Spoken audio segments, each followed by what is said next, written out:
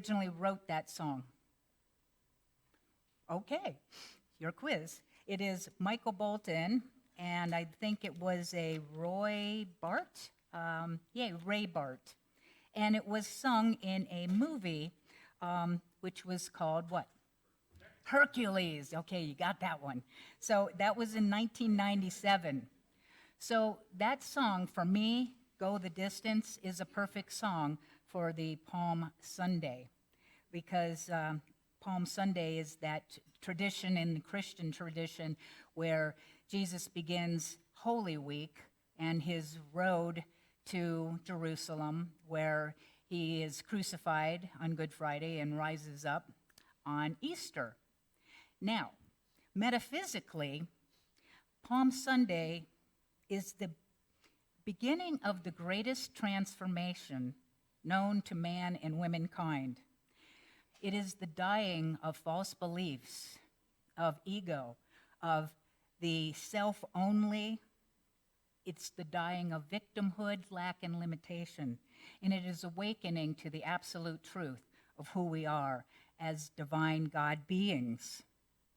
In Unity, we believe that the Bible is a metaphor, and it's a metaphysical interpretation where me and you and everyone is actually a player, is the main person in the story, and all the other characters are actually aspects of ourselves. So in the Bible, do you want to know what the central story really is? I mean, if you boiled it all down, it is the evolution of consciousness. It is the evolution of consciousness. Your consciousness, my consciousness, from that limited, ego-based, fear-based, lack and limitation mindset, the first man, Adam, where, it was all about me, and transforming and evolving into the consciousness of the Christ, the universal mind, where everyone is one, and we are one being, but in separate packages, and we're all the divine. So we see in the life and the example of Jesus' life, we see Jesus not as a, quote, savior, because we don't believe that we are sinners.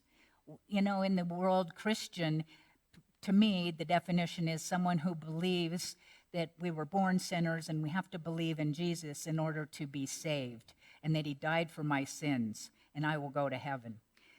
To be honest, Unity does not believe that. We believe we're born as divine beings, and that Jesus was the greatest metaphysician and teacher of universal principles and laws, and that we can be just as he was. He was trying to teach us. The only sin I believe there really is, and sin is an archery term that means missing the mark. When I am not knowing the truth of who I am as a divine God being, and that every person is a unique, individualized expression of the divine. We're not meant to be alike, to celebrate the individuality that Spirit is incarnated in every one of us. And we're here to remember and come back into that own consciousness that Jesus so wonderfully demonstrated for us. It's a transformation. I like to see it as, we all know the caterpillar, which is just intent on eating food and taking care of itself and has a mission to climb up that tree. But the caterpillar isn't the whole thing. And we have caterpillar mind, right? And then we could have the butterfly, that we evolve in consciousness to being that free being. So Palm Sunday isn't actually about Jesus. Palm Sunday's about you. It's the Palm Sunday of you and of me. This is the day that each one of us can begin a radical transformation from our caterpillar, low, lack and limitation self to a free being who is free and unlimited as a butterfly. That we all have a butterfly self. So the question is, are you willing to go the distance? Are you willing to go the distance to that evolution? Jesus was born And he has two names. It's Jesus or Joshua, which was his cultural name. And the other name that he was given was Emmanuel, which means one with God.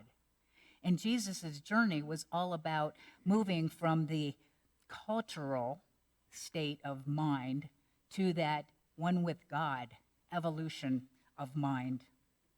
So he began his journey, it's recorded, when he was age 12 and his parents couldn't find him.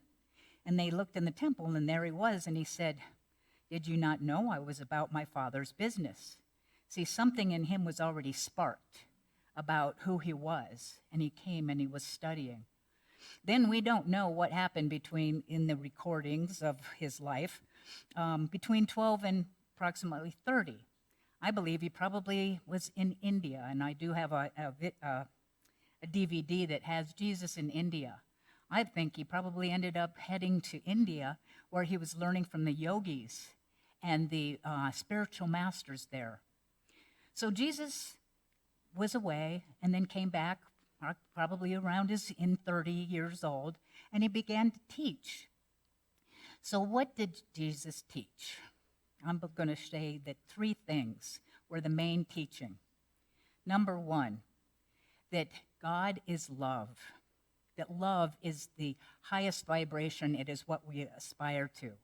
When he was asked what are the two main commandments, what's it all about, he said to love God, the Lord, the divine, with all your heart, with all your mind, with all your soul, and to love your neighbor as yourself. That's his teaching about love. Number two, he taught that we are divine beings. He said, "Know ye not that ye are gods?"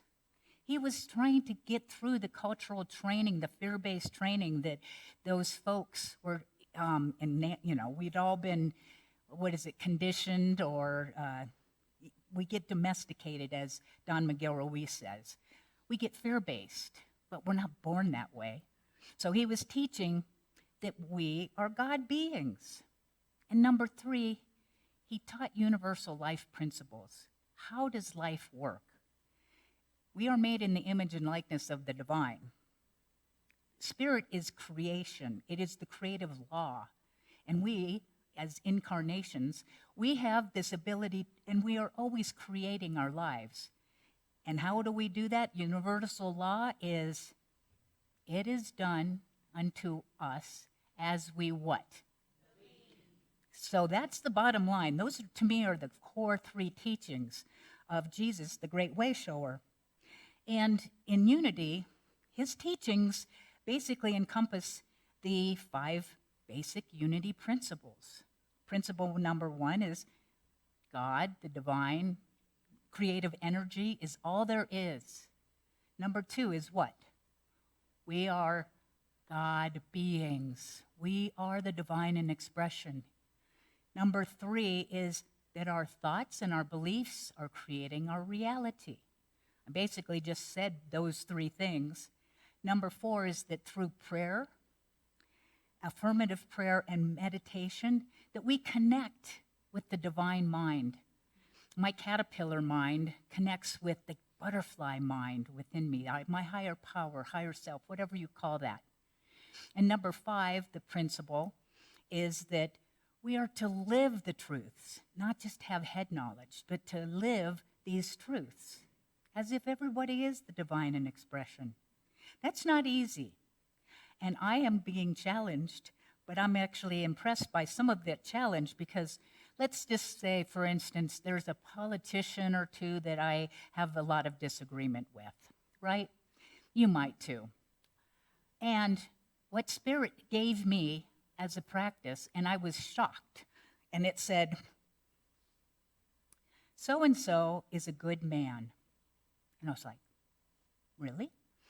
And it was like, no, so-and-so is a good man. His behaviors are what they are, but I felt good with that idea, because instead of focusing on the behaviors, which can be very annoying to me, he's a good man. And I was like, that just made me feel better. And it was quite a shock to start thinking, no, everybody's a good person in the core of their being. They've been lost and they're doing whatever they're doing. So it was a good switch for me to start living that principle even in my own consciousness. So Jesus was basically this great metaphysical teacher, but he was more than that. He was not only to teach, but he was here to demonstrate, to fully demonstrate and give us an example that if we followed his teaching and his example of how he was living and doing his life, that we too could emerge from caterpillar consciousness to that butterfly consciousness. So now we're going to jump into Holy Week, which Holy Week starts the day before Palm Sunday. It's on Saturday, and it's called Lazarus Saturday. Lazarus Saturday is what happened was that Jesus was informed that Lazarus, a good friend, felt like he was a brother to him, was ill. Well, Jesus took his sweet time to get there. And by the time he got there, Lazarus had been dead for 4 days, laid in the tomb, and Martha, Lazarus' sister, said, "Lord, if you had been here, he wouldn't have died." And I'm giving you my interpretation. Now, Jesus went to the tomb, and he said, "Roll away the stone." And then he said, "Thanks to Spirit, to the power and presence." He was recognizing that the divine is everywhere and everything. And then he says, "Lazarus, come out." And sure enough, Lazarus came out. So what does this story represent metaphysically? Martha, Mary, and Lazarus are all aspects of our consciousness. Martha is the aspect of our external consciousness. It is that part of us that is the directive and objective part of ourselves. Then you have Mary, and she is the intuitive part. This is your left brain and your right brain, basically. One is, very logical and taking care of business. The other one is more centered and intuitive. So these are two parts of our consciousness. And Lazarus represents the unconscious, not aware that we are the divine in any way, shape, or form. He was asleep. He was not aware that he was a divine being, and he needed to wake up. Being dead or asleep means he was dead to his divinity. He wasn't dead, and maybe he was dead, but here's the thing. He had to wake up to who he was, that he was a God being. So he needed to be awakened to the truth of his divine butterfly self. The tomb is the cocoon where transformation takes place. So 2 questions for you. Where might you be asleep to your divinity? And what's the stone or the limiting thought or idea you have that is blocking you from being who you really are? So I'm going to invite you to close your eyes for a moment and take a breath and let it go. And now ask yourself, where am I asleep or unconscious of who I truly am? You may also ask yourself, where am I experiencing some form of lack or limitation? Because that lack or limitation, that divine discontent, is Spirit calling you into a greater expression of itself. And just listen without judgment.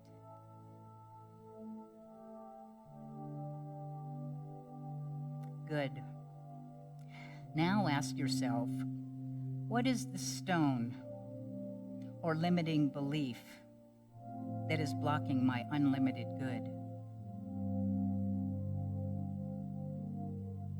And just listen without judgment.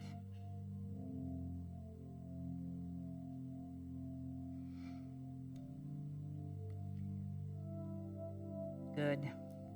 And now you may open your eyes. Awareness is the key to be aware and awake. The Buddha was once asked, "Who are you?" And they asked him, "Are you an angel?" And he said, "No." And then they asked him, "Are you a saint?" Again, Buddha replied, "No." "Are you a teacher?" No again. "Then who are you? What are you?" And Buddha simply said, "I am awake.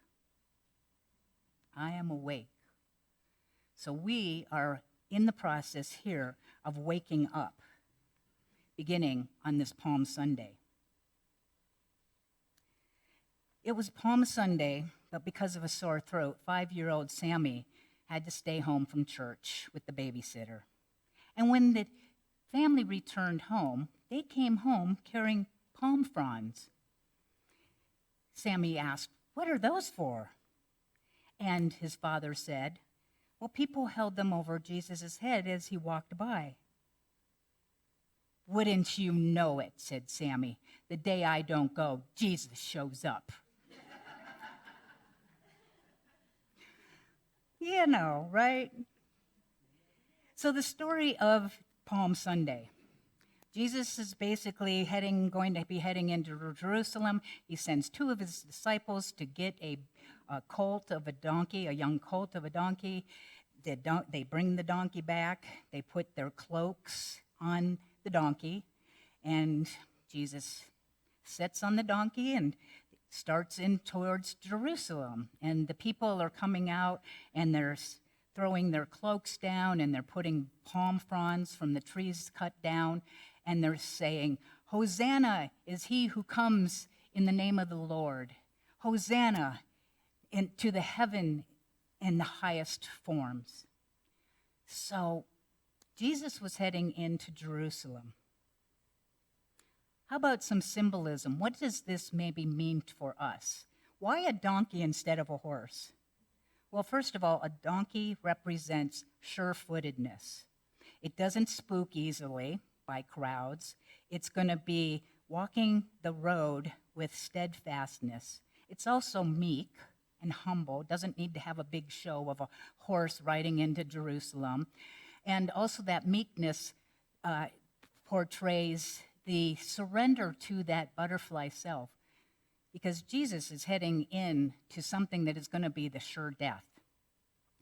Jesus actually represents the human or the caterpillar limited mindset, the cultural mindset, where the Christ is the butterfly, unlimited free self. Jerusalem represents inner peace. It is the place of consciousness where there's only peace, oneness, harmony, and love. The crowds, what do they represent? Those crowds represent the people that are supporting you on your path, and also your own inner voices, that you're cheering yourself on because there is a sense that something good is going to happen. So there's an encouragement and support. The palms represent spiritual strength to go the distance and victory. Hosanna represents the energy that people have because they sense that there's going to be a release, a death of these limiting beliefs. For me, Hosanna is the same as yippee-doo, which you'll get if you're a first-timer here at the end of service. And the trip to Jerusalem represents our intention, my intention and your intention, because it's not about Jesus. My intention to erase, to crucify my limiting blocks of thoughts that are about lack and limitation and things that are not the truth. It's the crucifixion is the crossing out. The cross is crossing out the limiting beliefs of my caterpillar mind so that I can be the butterfly that I came here to be and already am. Jesus had a journey towards this inner peace, and he knew He was going to have to die to his limiting thoughts and beliefs. You don't believe he had them? He had limiting thoughts and beliefs. He was a man. He was a human being, as well as a God being. He was in this journey to demonstrate this crossing out of limitation so that we could follow that example. So he knew his purpose. And do you think that Jesus might have been a little bit afraid? He was a human being. I'll bet he was not like, I'm going in here and I'm going to be beaten and tortured and everything else. Well, it's metaphysical in my mind because we're teaching consciousness. It's our own inner enemies, the parts that beat us up, right? You all have an inner critic? There you go. The parts that are not very nice to ourselves in our own heads. And the part of us wants to stay comfortable and safe with what we've been taught. But for me to break out of my comfort zone and start to say, I'm a God being, and so is everyone, including politicians. That's a huge step. That's breaking out of a consciousness that wants to have me immersed in a caterpillar, low vibrational thinking, fear-based thinking. So, how did he get to be in that space of going, I'm going to go for this? Well, number one, he already was grasping the truth of who he was, that he was a God being, as so was everyone else. And he knew his mission, his vision. He had a vision that something good will come from this experience. I have a purpose and a mission, and I am going to go the distance. What he had was this big why. Okay, I talked about that a couple weeks ago when I spoke of the power of will, which we studied the previous 3 weeks, that will is the experience of choice, power of choice. He had a choice. Commitment, I'm going to go for this. And I spoke of 5 ways to help us with commitment. And one of them was to have a big why. When you want to make a change, you got to have that big why, because when danger is staring you in the face, you're going to want to get up, say, never mind, I don't want to do this. I'm not doing this. I'm good with where I am. So that big why, I'm going because this is my mission and my purpose. So he had a vision. Now, the interesting thing, and maybe you know this, is that a butterfly, a caterpillar, in order to become a butterfly, the caterpillar has to die. It has to die to its own thoughts of itself being a lack and limited being. Hey, I know I'm a caterpillar, and this is what I can do, and I can't fly, and that's crazy, and I'm just going to, this is me, this is my life. The caterpillar has to die to those limiting thoughts about itself. And here's the cool thing about butterflies and caterpillars. The caterpillar has within it something that is called an imaginal cell. It has within its being imaginal cells. And these imaginal cells have to be activated for that caterpillar to die to its limiting beliefs. And those imaginal cells need to be activated for it to be transformed into the butterfly. What that says to me and to all of us is that we have a power of the imagination to see ourselves, to believe on a daily basis that I'm a God being, and so is everybody else, until I am so sure of it that I just live from that understanding, from that consciousness, that we're the divine in expression. I am creating my life. There's universal laws and principles, and I have power in my life. So using the power of my imagination, we can transform. But you got to ignite your own imaginal cells. Because if you stay knowing and thinking that you're a limited being, you'll stay there. And there's no crime in that. But we're here to be the butterflies, free, unlimited, where we can go anywhere and we're full of beauty and we're adding to the world by pollinating, right? So at first, the caterpillar will fight the imaginal cells. it's going to fight, because this is what happens for us too. This is what I know. This is what I'm good with. But out of that comfort zone, and see, the imaginal cells are actually of a higher power. And so at some point, the imaginal cells are going to win out on that fight with that caterpillar limited mind. And therefore, that caterpillar gets to be transformed. So, for you and me to go the distance, to enter into the tomb or cocoon of transformation, there's a road, the road of transformation. And I'm going to give you how to do that. Are you good with that? Okay. And because you know how much we love acronyms here, helps us remember things, it's going to be ROAD, R-O-A-D, okay? So in order to travel and go the distance, you first of all remember who you are, and recognize that part of you that is seeking to have a greater expression.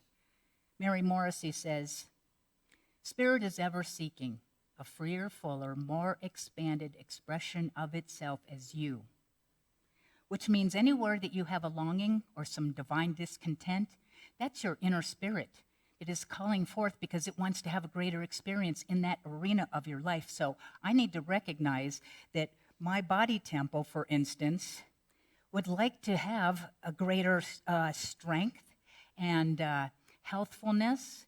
And so one of my road of transformation is joining a gym, and I've talked about that, and I went and worked out this last week. But there's areas of our life that are going to call us. I know I need to do this, and I finally made the commitment, and I'm willing to go the distance because I'm remembering who I am and what is calling itself forth, and I want to honor the divine within me. So, remember who you are and recognize what part of God wants to be coming through. O stands for opening the tomb. We've got to roll away the stone. Open the tomb of your limiting beliefs. We have limiting beliefs that are blocking us. You want to get past those limiting beliefs. And how you do that, we talk about denials, affirmation and denials. So when you know what your limiting belief is, then you get to say, this limiting belief has no power over me. This, whatever it is, has no power over me because I'm an unlimited God being. And I'm going to say that and say that and say that. That's how Myrtle Fillmore became whole, perfect, and complete when she had so many illnesses. A, you want to activate your imaginal cells. You all have an imagination. You can use it for the worry, or you can use it for seeing yourself healthy, strong, powerful, whatever it is that you would like to see more of in your life. Use the imagination and feel it. And the D is to decide and do something that is going to decide what you need to do in order to go the distance. So you're making that decision and you're doing something.